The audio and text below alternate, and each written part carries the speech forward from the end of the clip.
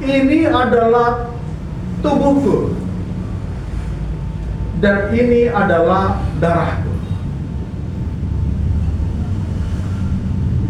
Maka Bapak Ibu Saudara dikasihi Tuhan, kita akan masuk kepada firman Allah di dalam Roma pasal 5 ayat 1 sampai 11. Kita akan membaca bersama-sama. Saya akan membaca ayat yang pertama, Bapak dan Ibu Saudara membaca ayat yang kedua. Kita berlanjut berganti-gantian sampai ayat yang 11. Apabila tidak memiliki kitab suci atau Alkitab, silakan dilihat dari layar LCD proyektor. Roma pasal yang ke-5 ayat pertama, begini firman Tuhan.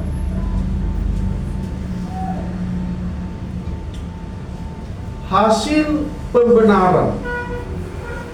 Sebab itu kita yang dibenarkan karena iman, kita hidup dalam damai sejahtera dengan Allah oleh karena Tuhan kita Yesus Kristus.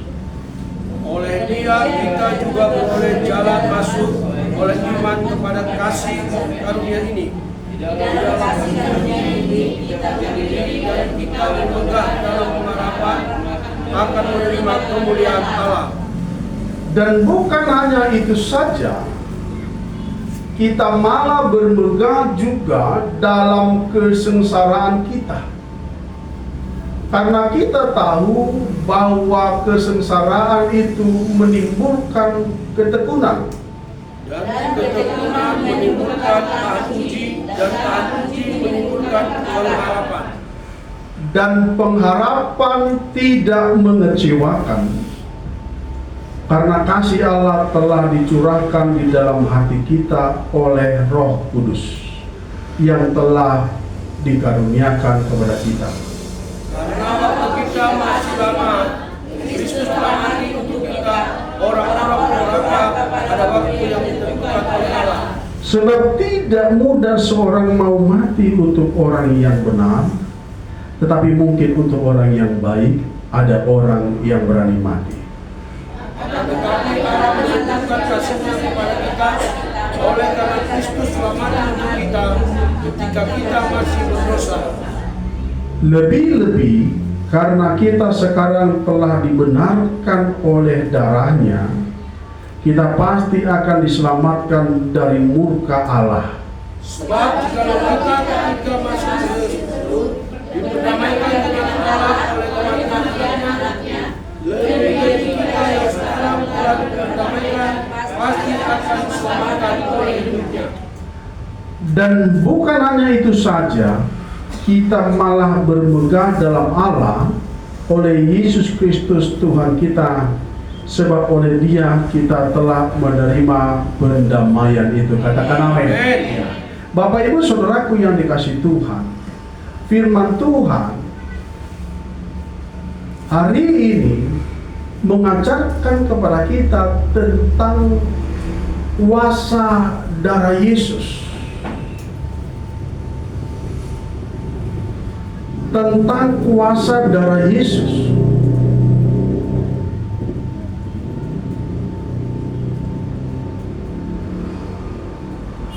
Ayat kuncinya itu ayat 9.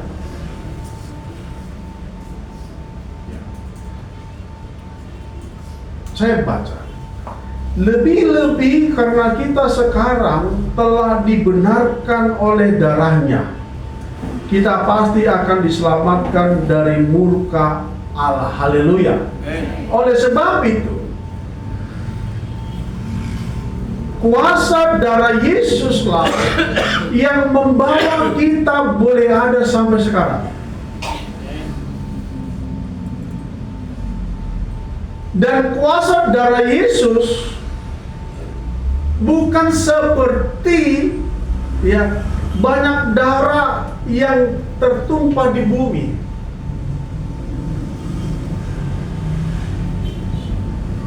Orang berperang, tumpah darah. Orang berkelahi dan sebagainya, tumpah. Mengapa berbeda? Karena nilainya berbeda. Orang berperang, darahnya bertumpahan itu bukan bertujuan mulia. Sama dengan lain sebagainya, bukan dengan tujuan mulia. Tetapi bahwa Yesus Kristus ketika dia berkata, makanlah roti ini, minumlah anggur ini adalah tubuhku sungguh-sungguh, dan ini adalah darahku sungguh-sungguh. Ada sesuatu yang besar di situ, yang betul-betul harus kita pahami, bahwa darah Yesus berkuasa di dalam hidup kita. Artinya, pengorbanan Yesus Kristus itu di kayu salib bukan main-main, bukan ecek-ecek seperti negara Filipina ada teatrikal, drama kecil, ada penyaliban dan sebagainya. Kematian Yesus di kayu salib adalah sebuah keharusan. Tidak boleh tidak. Mengapa? Karena melalui kematian itulah Yesus berkuasa menebus dosa kita. Haleluya. Kira-kira ada apa di situ dipahami? Kematian Yesus di kayu salib itu penting.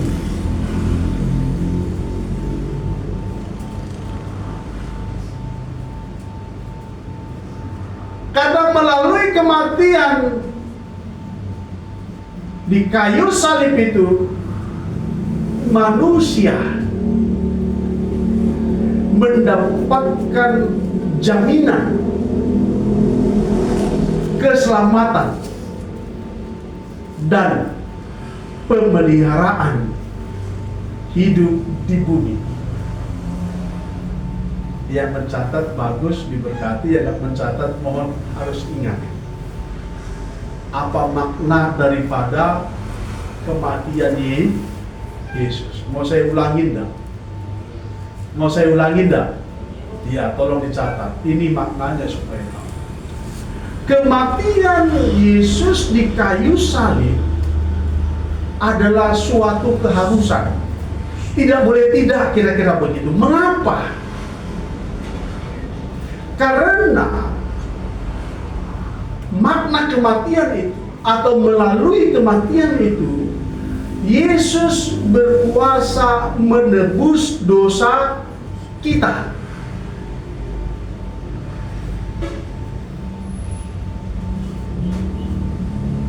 Kalau Yesus tidak mati, maka pengampunan dosa tidak akan pernah terjadi. Maka kematian itu harus tidak boleh tidak.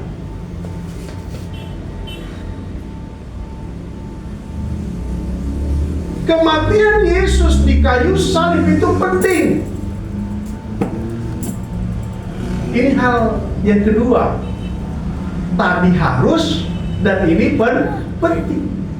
Kalau berbicara penting, ini bukan penting bagi Tuhan, tetapi penting bagi kita yang percaya, supaya kita memahami dan mengerti. Karena melalui kematian itu, manusia mendapatkan jaminan.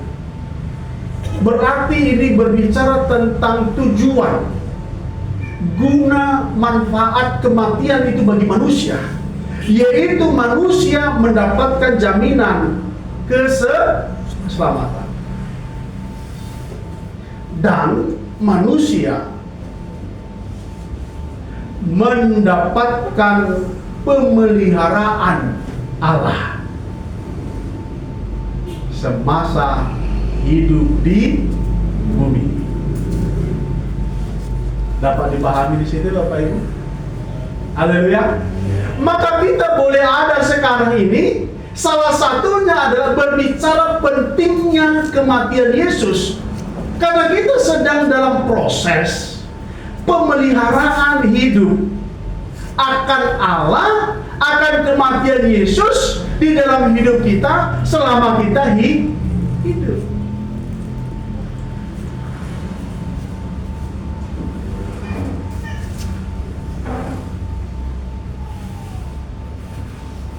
Tidak apa-apa kita tanya. Lalu Tuhan, bagaimana dengan mereka yang tidak merasakan kasih karunia anugerah seperti yang dirasakan? Maka Tuhan kasih tahu sama kita. Yang pertama, tadi kan judulnya kuasa darah Yesus atau Yesus berkuasa. Maka yang pertama, ini bagi kita yang memperoleh keselamatan itu dan yang memperoleh janji-janji daripada kematian itu, bahwa Yesus berkuasa menyelesaikan masa lalu kita.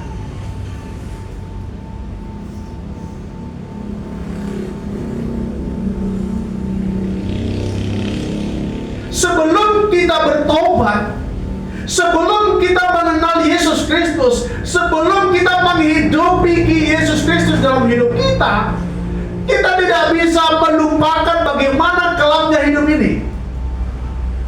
Bagaimana banyaknya kejahatan yang kita lakukan. Bagaimana banyaknya dosa yang kita perbuat. Ketika kita belum mengenal Yesus, maka kuasa kematian Yesus yang pertama adalah menyelesaikan masalah-masalah yang telah kita kerjakan dulu sebelum kita percaya atau hidup baru atau mengenal Yesus. Mana ada yang bisa? Karena itu berbicara tentang hutang. Siapa yang tahu seperti si Zapnat? Udah mencuri uang bapaknya. Berdosa nggak mencuri? Berdosa mencuri.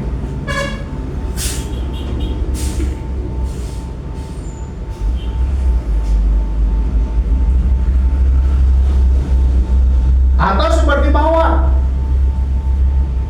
Jadi dia belum dibaptis ini si Mawar.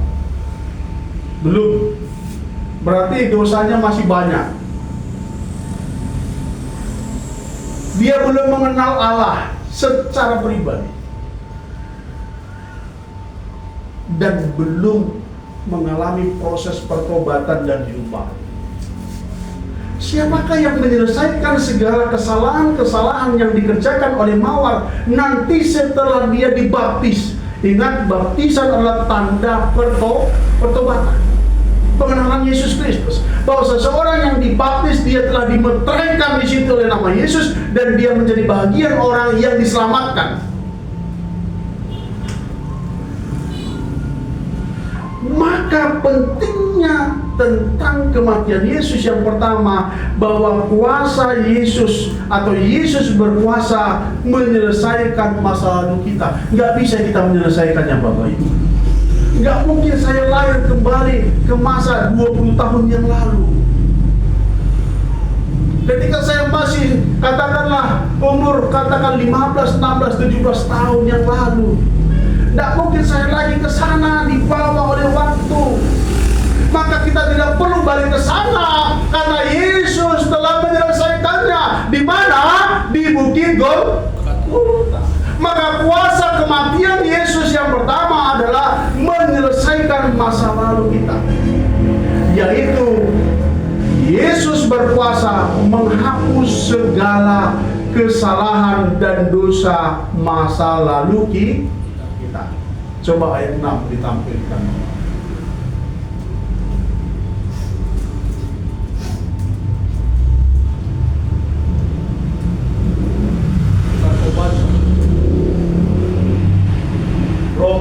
5 ayat 6.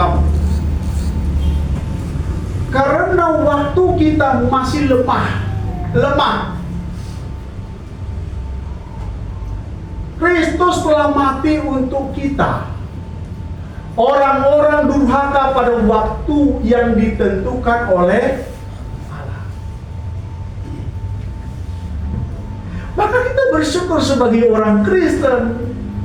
Kita bangga sebagai orang Kristen. Kita perlu bersukacita sebagai orang Kristen. Karena apa? Karena dosa-dosa kita yang lalu sebelum kita mengenal Kristus Yesus tidak lagi diperhitungkan. Tidak lagi nanti diminta pertanggungjawaban oleh Yesus. Karena dosa masa lalu itu telah diperdamaikan di dalam darah Yesus, kematiannya di kayu salib.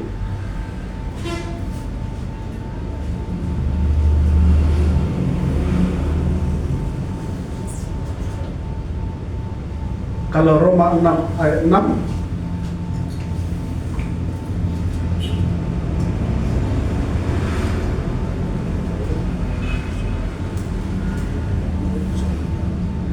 karena kita tahu bahwa manusia lama kita telah turut disalibkan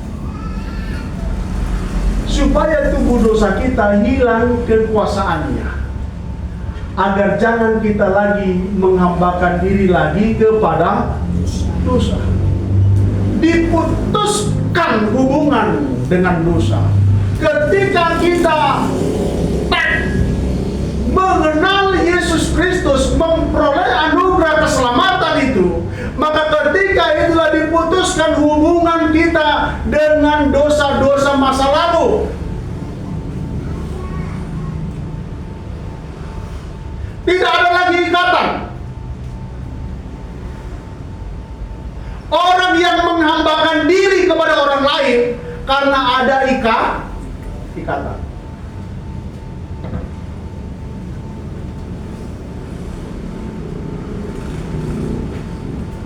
Orang-orang yang belum mengenal Kristus Yesus, pasti dia masih hidup di dalam perhambaan dosa karena dia masih terikat akan kedagingan yang belum turut mati di dalam penyaliban Yesus di kayu salib. Maka pentingnya tentang kematian Yesus itu adalah untuk menyelesaikan hubungan dengan masalah lalu. Haleluya. Ada satu pujian, aku agak lupa, kalau Bapak Ibu ingat. Jangan ingat ke belakang, apa gimana lagunya?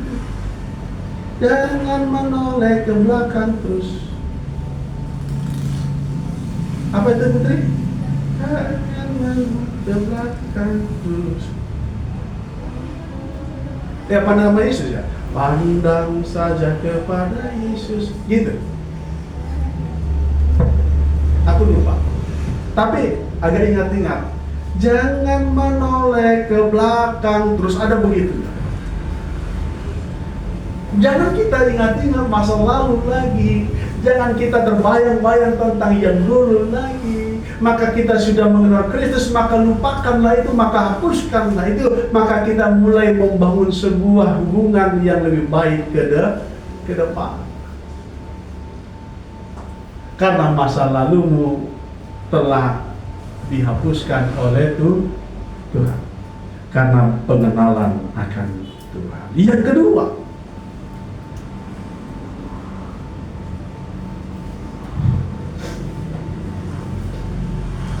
Yesus berkuasa memprotek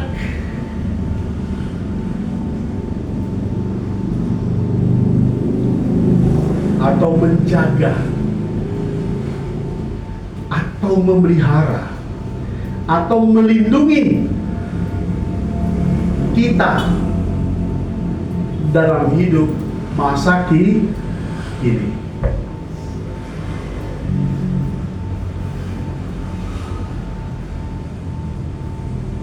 Bahwa kuasa Yesus di kayu salib, kuasa darah Yesus itu tidak hanya berbicara tentang hidup rohani saja, Tidak hanya berhubungan tentang hidup yang secara rohani semata-mata, tetapi berkuasa juga untuk memprotek, memberikan kekuatan, perlindungan kepada kita di dalam hidup kita saat ini.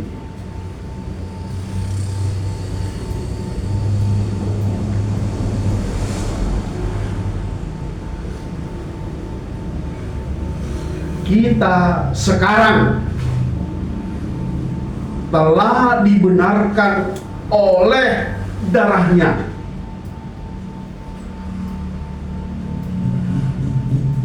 Coba ayat 9. Ayat 9 mau. Alkitab saya ditiup-tiup angin, jadi agak susah. Ayat 9. Oke.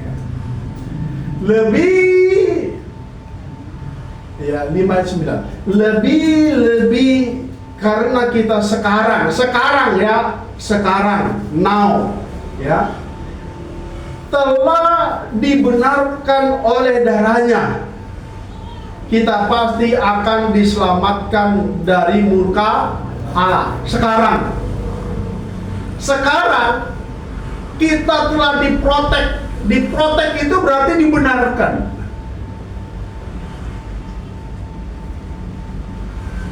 Diprotek itu seperti dibela, dilindungi, atau dijaga.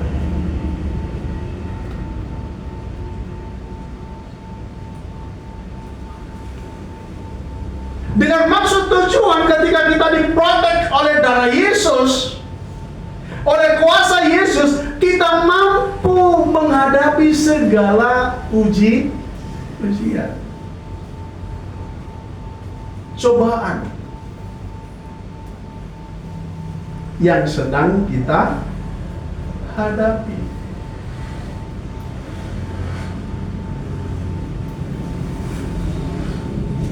Maka selalu ingatlah nama Yesus. Ujian, cobaan, penderitaan yang kita hadapi bukan hanya berbicara tentang materi semata-mata, tetapi mengandung juga nilai-nilai psikologi di situ, emosional, kesedihan, tangisan air mata yang tercurah. Maka kuasa Yesus Kristus memberi protek, kekuatan perlindungan, agar kita kuat terhadap segala cobaan. Coba mawar ayat yang ke-3 dan ke-4. Ayat 3 dan 4 saya bacakan untuk kita. Dan bukan hanya itu saja, kita malah bermegah juga di dalam kesengsaraan kita, karena kita tahu bahwa kesengsaraan itu menimbulkan ketekunan. Bagiku hidup adalah Kristus, kata Paulus, dan mati adalah keuntungan. Bangga kita sebagai orang Kristen kalau kita merasakan kesengsaraan. Bangga kita sebagai orang Kristen kalau kita merasakan penderitaan, kesusahan hati. Karena itu sebuah kemuliaan di dalam mengikut Kristus. Mengikut Kristus bukan enak ongkang-ongkang makan minum menggemukkan badan, tetapi mengikut Yesus harus memikul salib. Salib itulah yang dimaksud tentang kesengsaraan. Haleluya. Haleluya. Nggak boleh merokok. Ngeri kali Pak Pendeta ini. Halakap boy no marisa. Ale moluri sondang boy marisa. Itu yang disebut salib kesengsaraan. Karena kedaginganmu, kata firman Tuhan tadi, telah mati disalibkan bersama dengan Yesus.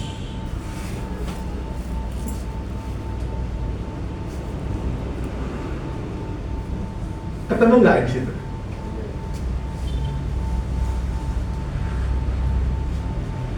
Kesengsaraan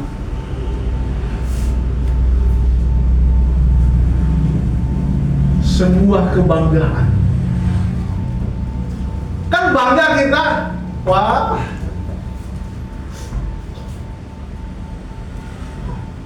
Kami ada seminar waktu itu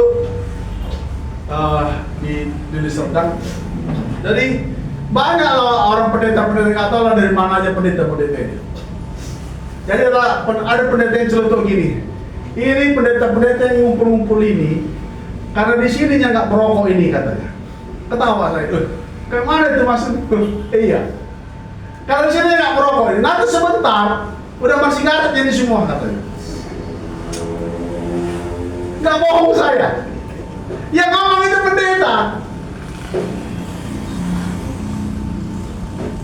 Sebuah kebanggaan, kemuliaan kalau bisa menyangkal diri. Haleluya. Itu yang dimaksud Tuhan tadi.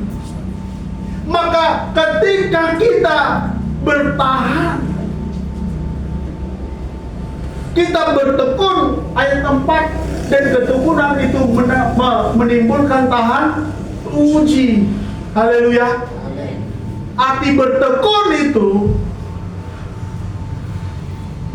tidak putus-putusnya. Sahali komitmen dan marisap saha tujung ningolu dan be marisap itu bertekun. Satu contoh. Sungguh-sungguh. Karena hidupku bukan aku lagi, melainkan Kristus. Dan tahan uji melahirkan pengharapan. Maka itu yang dimaksud kuasa Yesus memprotek kita dalam hidup masa kini. Ada pengharapan. Pengharapan itu apa tadi? Pengharapan itu apa? Jangan terus lupa, selalu ada hubungan itu. 3 dasar orang percaya apa? Pengharapan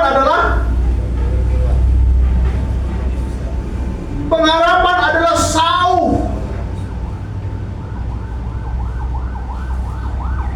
yang tertancap sampai ke tabir.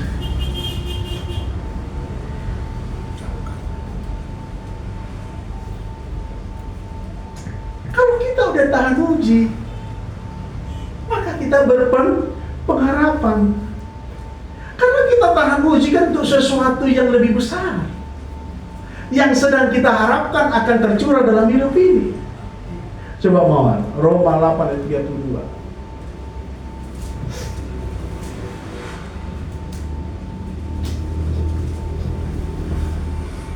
Roma 8 ayat 32. Ia yang tidak menyayangkan anaknya sendiri, tetapi yang menyerahkannya bagi kita semua, bagaimanakah mungkin ia tidak mengaruniakan segala sesuatu kepada kita bersama-sama dengan Dia? Segala sesuatu itu yang dimaksud dengan pengharapan. Segala sesuatu di dalam Yesus Kristus itu adalah pengharapan. Maka kuasa kematian Yesus atau kuasa darah Yesus atau Yesus berkuasa memprotek kita dengan kekuatan yang besar. Maka tentang kematian Yesus itu begitu penting dalam hidup kita karena punya manfaat yang besar. Haleluya. Banyak orang di luar sana putus asa, frustrasi karena tidak punya harapan. Kenapa tidak punya harapan? Karena belum mengenal secara pribadi tentang Yesus. Yesus ya, ayat yang 32 diberikan dengan cuma-cuma bagi kita, agar kita yang tadinya tidak punya pengharapan ya, maka kita menjadi punya pengharapan. Yang tadinya kita putus asa dalam kegelapan, maka kita boleh melihat terang kemuliaan Allah.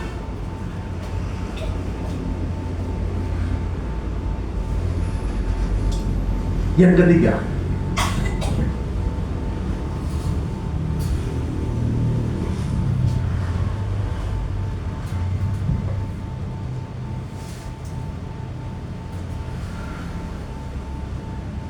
kuasa darah Yesus atau Yesus berkuasa menjamin masa depan kita. Katakan amin. Haleluya. Tadi yang pertama menjamin, yang pertama menjamin masalah lalu, yang kedua menjamin masa kini atau hidup saat ini, yang ketiga menjamin masa yang akan datang atau hidup yang akan datang. Bahwa pentingnya kematian Yesus adalah untuk memberikan jaminan kepada kita tentang masa datang setelah kematian, setelah kita meninggalkan tubuh jasmania.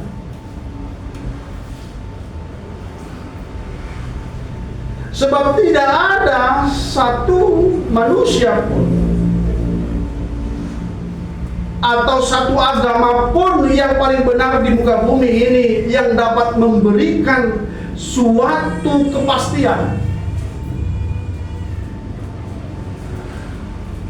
hidup masa depan kita kecuali Yesus.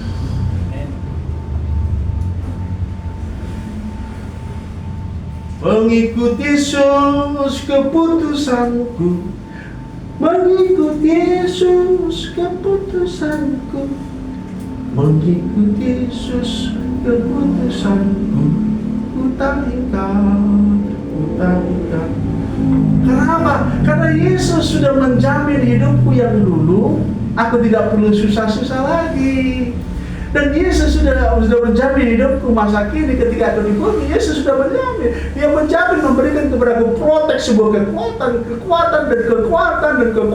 sehingga aku menjadi orang Kristen yang kuat dalam iman. Kalaupun aku mengalami sebuah kesengsaraan, itu bukan sebuah penindasan, tetapi kesengsaraan daging agar aku meninggalkan hubungan dengan dosa. Dan Yesus menjamin pula tentang hidup masa yang akan datang.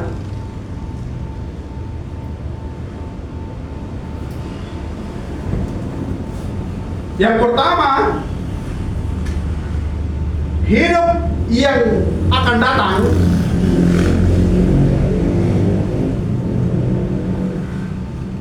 ada orang tiba-tiba mati,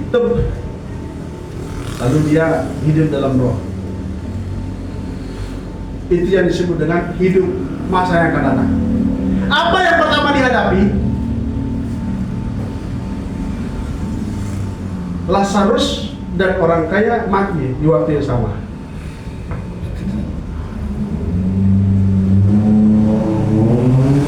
Yang satu masuk kepada kemuliaan, yang satu masuk kepada penganiayaan.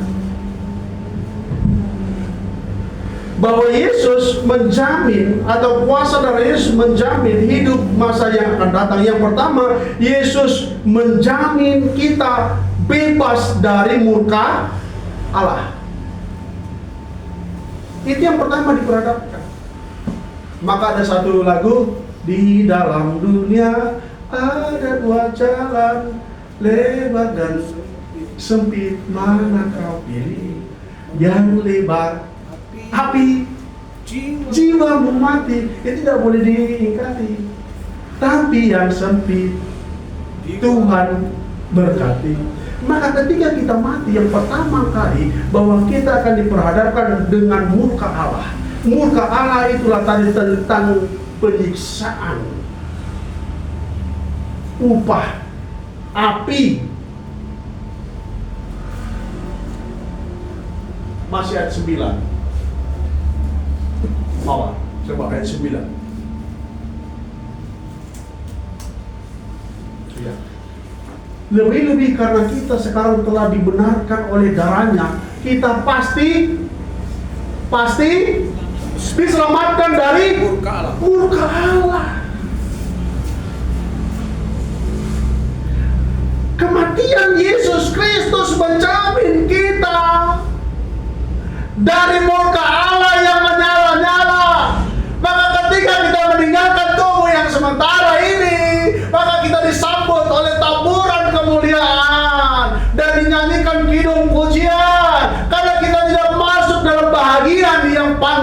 untuk menerima murka Allah, karena Yesus telah menjamin hidup kita di dalam hidup masa lalu, saat ini, dan yang akan datang.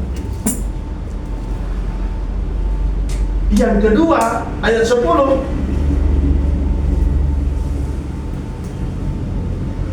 Sebab jikalau kita ketika masih seteru bermusuhan, kita diperdamaikan dengan Allah oleh kematian anaknya, lebih-lebih kita yang sekarang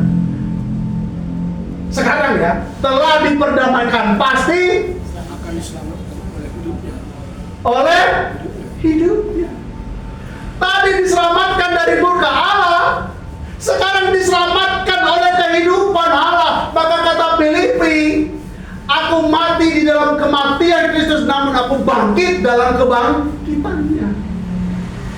Itu nilai esensi dari Paskah itu secara implisit di dalam hidup ini. Maka ketika kita menikmati itu, kita tidak boleh melupakan tentang kuasa kematian itu, karena kematian itu sangat penting dalam hidup kita, mengandung nilai makna yang besar.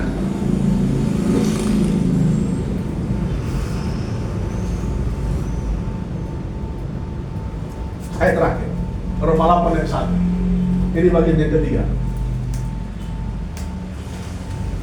Demikianlah sekarang tidak ada penghukuman bagi mereka.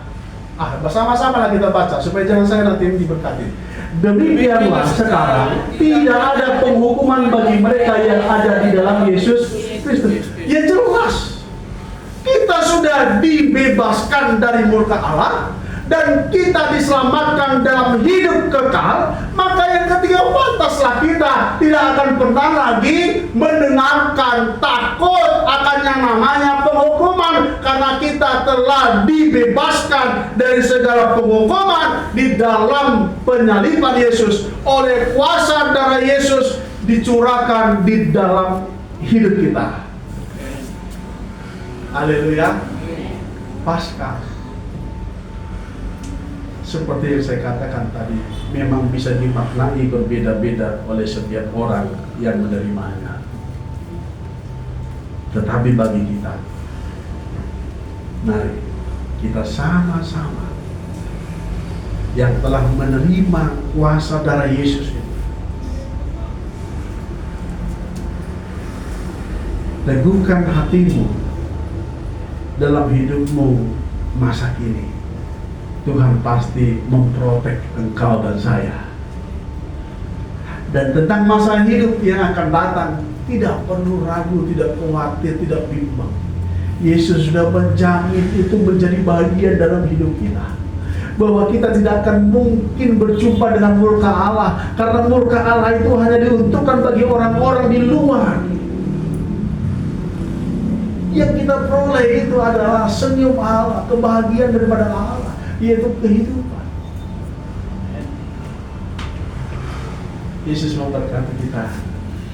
Kita naikkan satu pujian kita kepada kita. Tuhan, bimbinglah datu ya Tuhan di sepanjang jalan hidup.